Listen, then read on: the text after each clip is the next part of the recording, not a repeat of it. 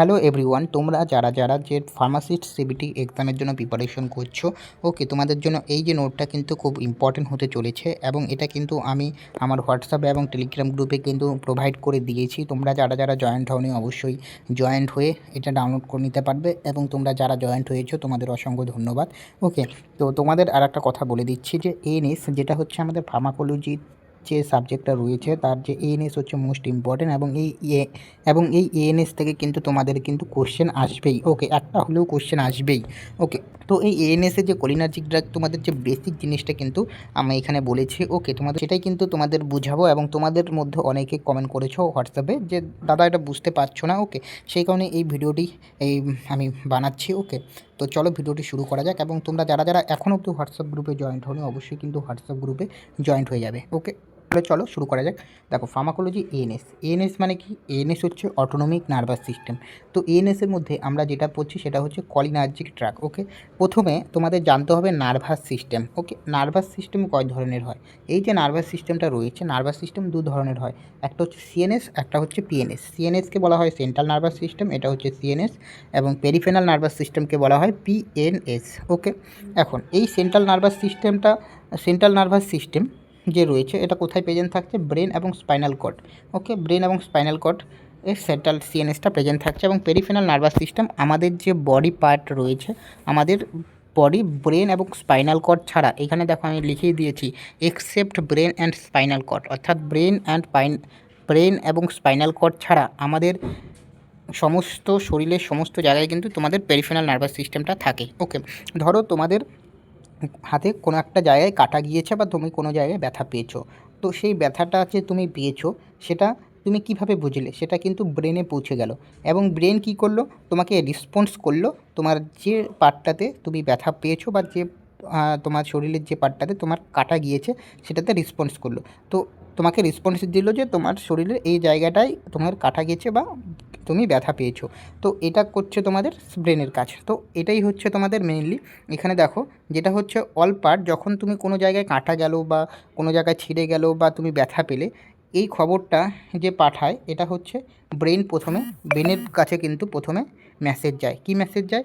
এই মেসেজটা কে প্রোভাইড করে? সেটা হচ্ছে সেন্সরি নার্ভ, এবং এই সেন্সরি নার্ভকে এফারেন্ট বলা হয়, এফারেন্ট নার্ভও বলা হয়ে থাকে। ওকে, এবং ব্রেন কি করলো? ব্রেন হচ্ছে তোমাকে response to brain to all part. তাহলে ব্রেন কি করছে? রেসপন্স করছে তোমার যে বডি পার্টগুলোতে তোমার যে জায়গায় কাটা গেছে বা ছিঁড়ে গেছে বা ব্যথা পেয়েছো। ওকে, এটাকে বলছে মোটর নার্ভ। ওকে, এখানে কিন্তু লেখাই রয়েছে, দেখতে পাচ্ছ, মোটর নার্ভ। ওকে, এই মোটর নার্ভকে বলা হয় ইফারেন্ট, মোটর নার্ভকে বলা হয় ইফারেন্ট। এখন এই যে তোমাদের যে অল পার্ট এবং ব্রেন, ওকে, এর মাঝখানে অর্থাৎ পিএনএস, যেটা হচ্ছে পেরিফেরাল নার্ভাস সিস্টেম এবং ব্রেনের মধ্যে একটা নার্ভ থাকে যেটাকে বলা হয় ক্র্যানিয়াল নার্ভ। এই ক্র্যানিয়াল নার্ভ কিন্তু আমাদের বডিতে প্রেজেন্ট থাকে, যেটা কিন্তু 12 pair present in our body, 12 pair হয়ে থাকে। এখানে আমি কিন্তু তোমাদের বাংলাতেও লিখে দিয়েছি তোমাদের বোঝানোর জন্য, যেটা হচ্ছে পিএনএস অ্যান্ড ব্রেনের মধ্যে যেটা হচ্ছে তোমাদের ক্র্যানিয়াল নার্ভ প্রেজেন্ট থাকছে। এই ক্র্যানিয়াল নার্ভ, কতগুলো ক্র্যানিয়াল নার্ভ প্রেজেন্ট থাকছে? সেটা হচ্ছে 12 পেয়ার্স। ওকে, এতটুকু তোমরা বুঝে গেলে। এখন চলে আসছি আমরা, ব্রেনের কাজ হয়ে গেল, এখন হচ্ছে স্পাইনাল কর্ড। স্পাইনাল কর্ড তোমাদের এখান থেকে মনে রাখবে যে স্পাইনাল কর্ড আমাদের বডিতে টোটাল স্পাইনাল কর্ড থাকে 31 পেয়ার। শর্ট কোশ্চেনের জন্য 31 পেয়ার, তোমাদের 31 পেয়ার, 30 পেয়ার, 29 পেয়ার, 32 পেয়ার, এরকম 4টা অপশান দিয়ে দিল এবং তোমাদের বললো যে স্পাইনাল নার্ভ বা স্পাইনাল কর্ড টোটাল কটা থাকে আমাদের বডিতে, তো তোমাদের 31 পেয়ার। ওকে, এখন হচ্ছে পিএনএস হচ্ছে প্যারিফেরাল নার্ভাস সিস্টেম। প্যারিফেরাল নার্ভাস সিস্টেমে সোমাটিক নার্ভাস সিস্টেম এবং অটোনমিক নার্ভাস সিস্টেম। এই তো আমরা এখন কিন্তু অটোনমিক নার্ভাস সিস্টেমে ঢুকছি। ওকে, সোমাটিক নার্ভাস সিস্টেম প্রেজেন্ট হচ্ছে স্কেলিটাল মাসল এবং অটোনমিক নার্ভাস সিস্টেম প্রেজেন্ট হচ্ছে স্মুথ মাসল। আমাদের যে স্মুথ মাসলগুলো রয়েছে বডিতে, সেখানে কিন্তু অটোনমিক নার্ভাস সিস্টেমগুলো প্রেজেন্ট থাকছে। ওকে, তো এখন তোমাদের দেখো, অটোনমিক নার্ভাস সিস্টেম আবার দু প্রকারের হয়, একটা হচ্ছে কলিনার্জিক নার্ভাস সিস্টেম, একটা হচ্ছে অ্যাডিনার্জিক নার্ভাস সিস্টেম। ওকে, এবং এই যে কলিনার্জিক নার্ভাস সিস্টেমকে কিন্তু প্যারাসিম্প্যাথোমাইমেটিক নার্ভাস সিস্টেমও বলা হয়ে থাকে। কলিনার্জিক নার্ভাস সিস্টেমকে প্যারাসিম্প্যাথেটিক নার্ভাস সিস্টেমও বলা হয়ে থাকে, প্যারাসিম্প্যাথেটিক। ওকে, এবং এই কলিনার্জিক নার্ভাস সিস্টেমকে কন্ট্রোল করছে অ্যাসিটাইল কলিন, কিন্তু কন্ট্রোল করছে, যেটা শর্ট ফর্মে এসিএইচও আমরা বলতে পারি, অ্যাসিটাইল কলিন। ওকে, নেক্সট হচ্ছে অ্যাডিনার্জিক নার্ভাস সিস্টেম, যেটা হচ্ছে যেটা এএনএসের আর একটা পার্ট, যেটা হচ্ছে অ্যাডিনার্জিক নার্ভাস সিস্টেম। কারণ এএনএস তো দুভাগে ডিভাইড হচ্ছে, একটা হচ্ছে কলিনার্জিক নার্ভাস সিস্টেম, কলিনার্জিক নার্ভাস সিস্টেমটা বললাম, এখন হচ্ছে অ্যাডিনার্জিক নার্ভাস সিস্টেম। তো অ্যাডিনার্জিক নার্ভাস সিস্টেম কী করছে? অ্যাডিনার্জিক নার্ভাস সিস্টেমকে সিম্প্যাথেটিক নার্ভাস সিস্টেম আমরা বলতে পারি, এবং একে কন্ট্রোল করছে নন অ্যাডিনার্জিক। ওকে, নন অ্যাডিনার্জিক এবং নন অ্যাডিনালিন কন্ট্রোল করছে অ্যাডিনার্জিক নার্ভাস সিস্টেমকে। ওকে, তোমরা বুঝতে পারলে? এখন এখন তোমরা যদি নিচের দিকে আসো, এই জায়গাটায় ভালো করে বুঝবে যে এই যে কলিনার্জিক নার্ভাস সিস্টেমটা রয়েছে, কলিনার্জিক নার্ভাস সিস্টেম দুটো ভাগে ডিভাইড হয়, একটা হচ্ছে অ্যাসিটাইল কলিন পজিটিভ, একটা হচ্ছে acetyl Colin negative. Acetyl Colin যে পজিটিভটা রয়েছে, পজিটিভের কাজ কি? পজিটিভের কাজ করছে অ্যাসিটাইল কলিন যে প্রপার্টিকে প্রমোট করতে হেল্প করে।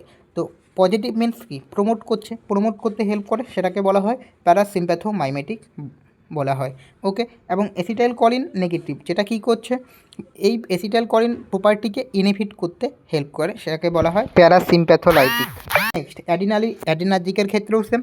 তো তোমাদের আবারও কিন্তু আমি তোমাদের বলছি, তোমরা যারা যারা এখনও হোয়াটসঅ্যাপ গ্রুপে এবং টেলিগ্রাম গ্রুপে জয়েন্ট হওনি, অবশ্যই জয়েন্ট হয়ে যাও।